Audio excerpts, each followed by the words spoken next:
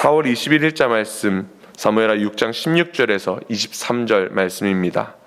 한 절씩 교독하시고 마지막 23절은 함께 읽도록 하겠습니다. 16절입니다. 여호와의 괴가 다윗성으로 들어올 때 사울의 딸 미가의 창으로 내려다보다가 다윗 왕이 여호와 앞에서 뛰놀며 춤추는 것을 보고 심중에 그를 업신여기니라. 여호와의 괴가 메고 들어가서 다윗이 그것을 위하여 진 장막 가운데 그 위한 자리에 그것을 두매 다윗이 번제와 화목제를 여호와 앞에 드리니라. 다윗이 번제와 화목제 드리기를 마치고 만군의 여호와의 이름으로 백성에게 축복하고 모든 백성 곧 이스라엘 백성에게 남녀를 막론하고 떡 한 개와 고기 한 조각과 건포도 떡 한 덩이씩 나누어 주매 모든 백성이 각기 집으로 돌아가니라. 다윗이 자기의 가족에게 축복하러 돌아오매 사울의 딸 미갈이 나와서 다윗을 맞으며 이르되 이스라엘 왕이 오늘 어떻게 영화로우신지 방탕한 자가 염치 없이 자기의 몸을 드러내는 것처럼 오늘 그의 신복의 계집종의 눈앞에서 몸을 드러내셨도다 하니 다윗이 미갈에게 이르되 이는 여호와 앞에 산 것이니라. 그가 내 아버지와 그의 온 집을 버리시고 나를 택하사 나를 여호와의 백성 이스라엘 주권자로 삼으셨으니 내가 여호와 앞에서 뛰놀리라. 내가 이보다 더 낮아져서 스스로 천하게 보일지라도 내가 말한 바 계집종에게는 내가 높임을 받으리라 한지라. 함께 읽겠습니다. 그러므로 사울의 딸 미갈이 죽는 날까지 그에게 자식이 없으니라. 아멘. 기쁨의 잔치가 벌어졌음에도 불구하고 그 자리에서 기뻐하지 못하는 사람은 참으로 슬픈 사람입니다. 모두가 즐거워하는 그 시간에 자신 안에 갇혀 그 순간을 즐기지 못하는 사람은 참으로 아픈 사람입니다. 저희는 종종 그런 사람을 봅니다. 또한 그런 사람을 바라보며 안타깝다는 생각을 합니다. 이 기쁨의 날 왜 함께 기쁨을 즐기지 못하는 것일까? 자신의 생각만 내려놓는다면 이 기쁨의 잔치에 참여할 수 있을 텐데 생각합니다. 그러나 그것이 종종 저희의 모습임을 깨닫게 됩니다. 분명 기쁨의 잔치가 베풀어졌음에도 불구하고 완고한 나의 마음이 나를 삼켜 기뻐하지 못할 때가 너무나도 자주 있습니다. 또한 때로는 기뻐하고 싶지 않기를 작정하기도 하는 모습들을 보게 됩니다. 저희는 이러한 내용을 생각하며 기쁨이라는 것은 외부에 있다기보단 내부에 있다는 것을 알 수 있습니다. 또한 기쁨이라는 요소엔 나의 결단의 요소가 포함되어져 있다는 것도 알 수 있습니다. 누군가는 감사할 것밖에 없는 인생 가운데서도 불평거리를 찾습니다. 그러나 누군가는 불평할 수밖에 없는 상황 가운데서도 기뻐하기를 작정합니다. 그들의 차이는 다른 것이 아닙니다. 관점의 차이이고 본질의 차이이고 중심의 차이입니다. 오늘 본문에 나오는 미갈과 다윗의 차이도 결국 그와 같습니다. 관점의 차이, 중심의 차이, 본질의 차이. 다시 말해 누구 앞에서 살아가느냐, 내 삶의 주인이 누구냐의 차이와 동일한 것입니다. 똑같은 상황을 바라보며 누군가는 스스로 소외되기를 작정했습니다. 그가 바로 미갈입니다. 반면 다윗은 그 순간 기뻐합니다. 그렇다면 어떻게 하면 미갈이 그 자리에서 돌이켜 기쁨의 잔치에 함께 참여할 수 있을까요? 방법은 간단합니다. 오늘 말씀의 제목을 통해 알 수 있듯이 미갈은 스스로 소외되었던 인물입니다. 그렇다면 잔치에 참여하기 위해서는 스스로 돌이키면 되는 것입니다. 잔치를 베푸는 것은 미갈의 소관이 아닙니다. 다시 말해 미갈이 할 수 있는 영역이 아니라는 사실입니다. 그러나 그것을 즐기는 것은 미갈의 소관입니다. 다시 말해 미갈이 선택할 때만이 그 잔치에 들어갈 수 있다는 것입니다. 미갈의 어떠함과 상관없이 하나님의 언약궤가 다윗성에 들어왔습니다.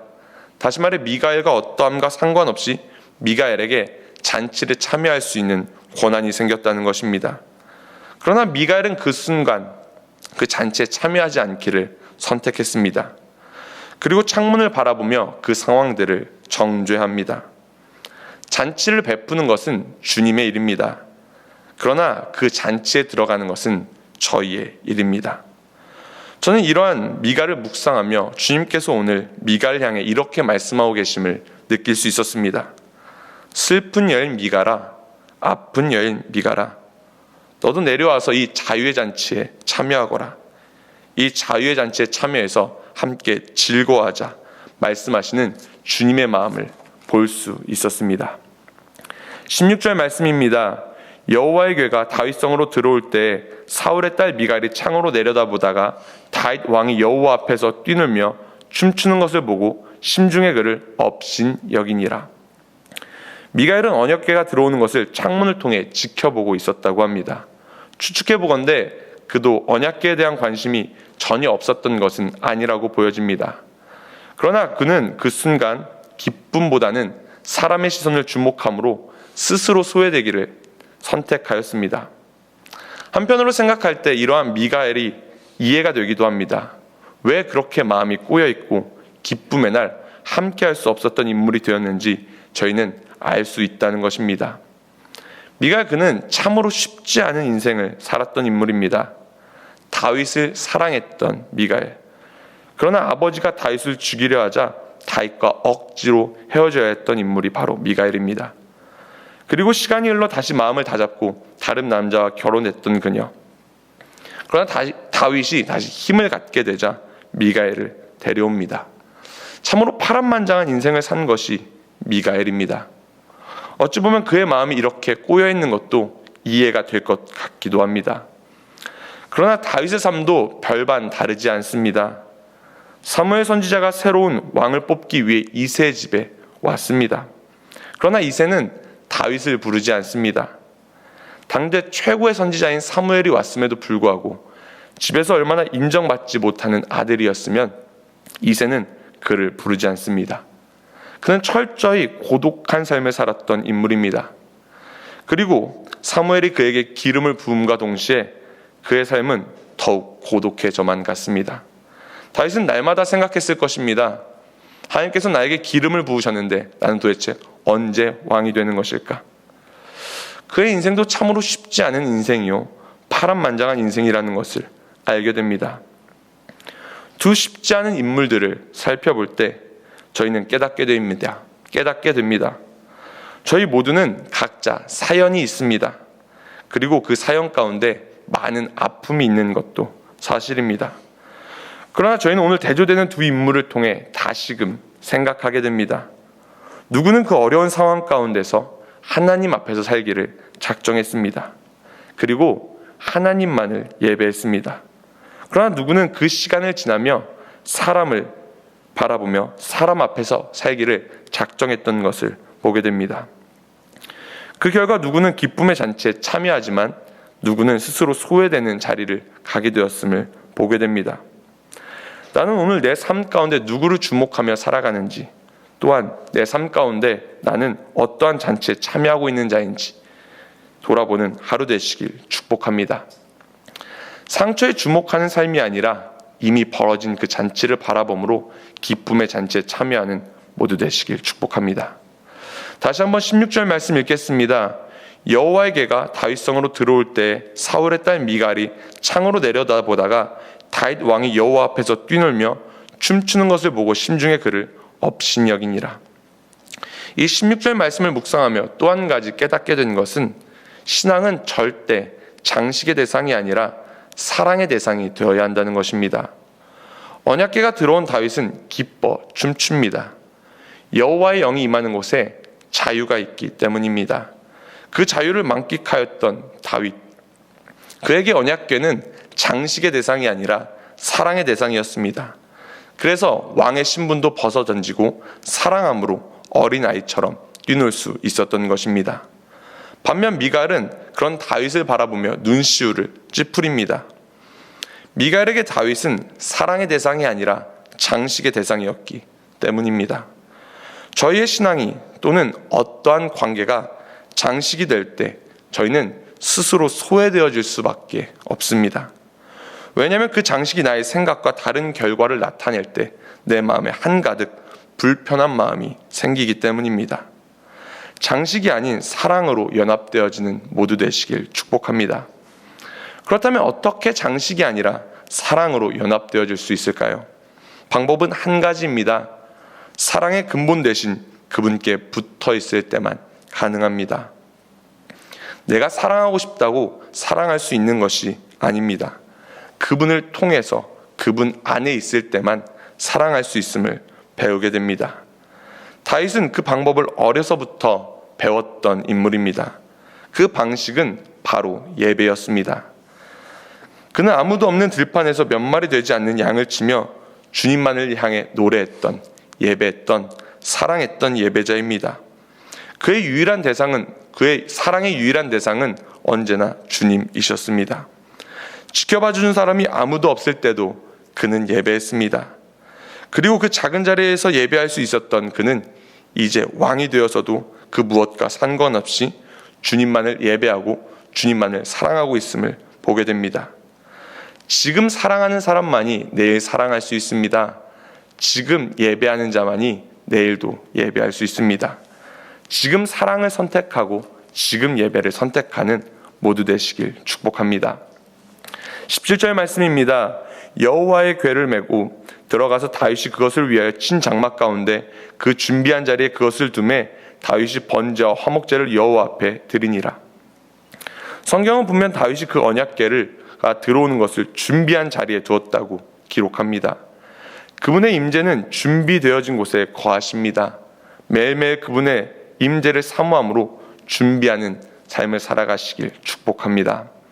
18절에서 19절 말씀입니다.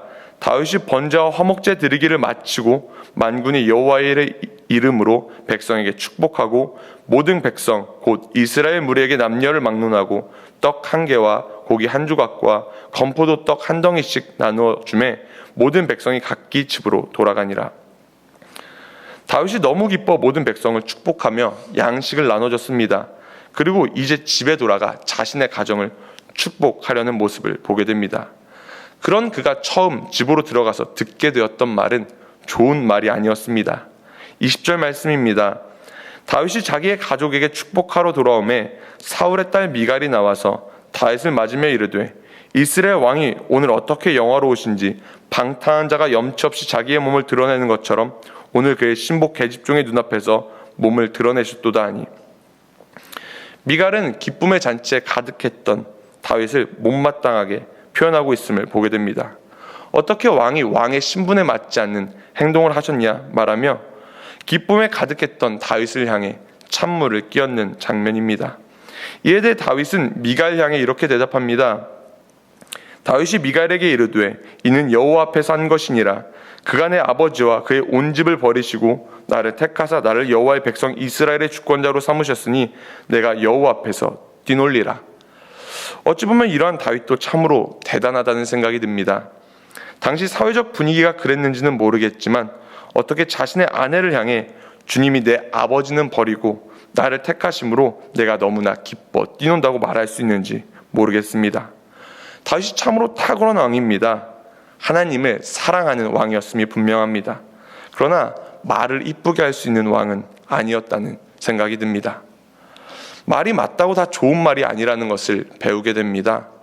해야 할 말이 있고 하지 말아야 할 말이 있음을 배웁니다.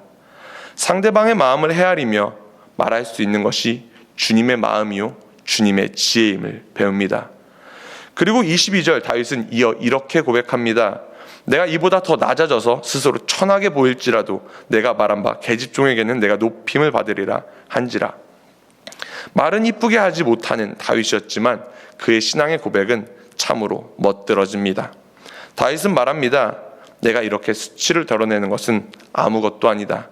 나는 이것보다 더 큰 수치를 하나님 앞에서도 드러낼 수 있다. 나는 그것과 아무 상관이 없는 자이다. 이것이 저희가 오늘 회복해야 하는 신앙의 고백의 형태요, 신앙의 고백의 표현이라는 생각이 듭니다.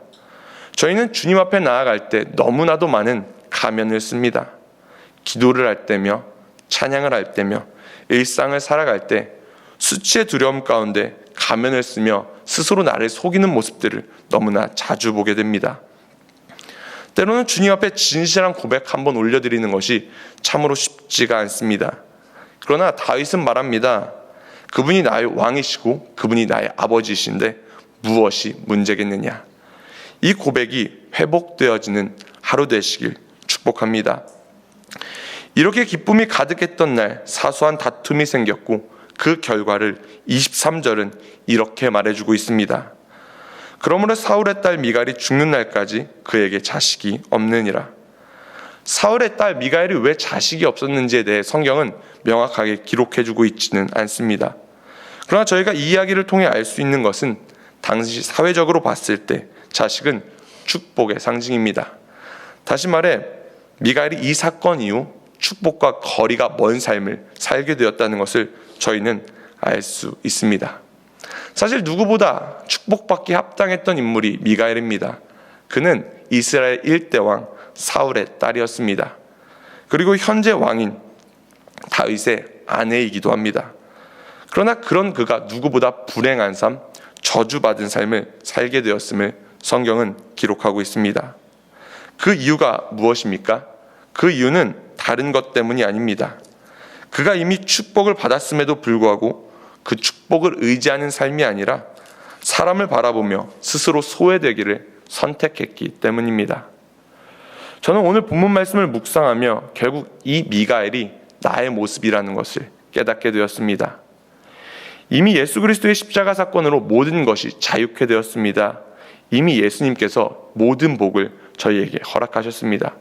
다시 말해 저희의 일상 가운데 이미 그 잔치는 벌어져 있다는 것입니다. 언약궤가 들어오는 것을 넘어 그분이 내 안에 계십니다. 그리고 항상 말씀하십니다. 그런데 그럼에도 불구하고 저희는 얼마나 자주 그분을 잊고 스스로 소외되기를 작정하며 주님을 멀리하는 삶을 살아가는지를 생각해 보게 됩니다. 이미 잔치가 벌어졌습니다. 스스로 돌이켜 그 잔치에 참여하는 하루 되시길 축복합니다. 그분의 나라가 이미 저희의 삶 가운데 이루어졌습니다. 이미 임한 하나님의 나라를 경험하는 하루 되시길 축복합니다. 기도하겠습니다. 하나님, 이미 모든 것들을 이루신 주님을 신뢰하며 나아갑니다. 하나님, 오늘 하루를 살아갈 때 그 완고한 마음들을 제하시고 부드러운 마음들을 창조하여 주시옵소서. 날마다 예수를 선택하게 하시고 그 삶 가운데 빛 비추시는 주님을 마주하며 오늘도 빛과 소금의 역할을 감당하며 나아갈 수 있는 하루 될 수 있도록 인도하실 주님을 신뢰하며 다시 오실 예수 그리스도의 이름으로 기도하였습니다. 아멘.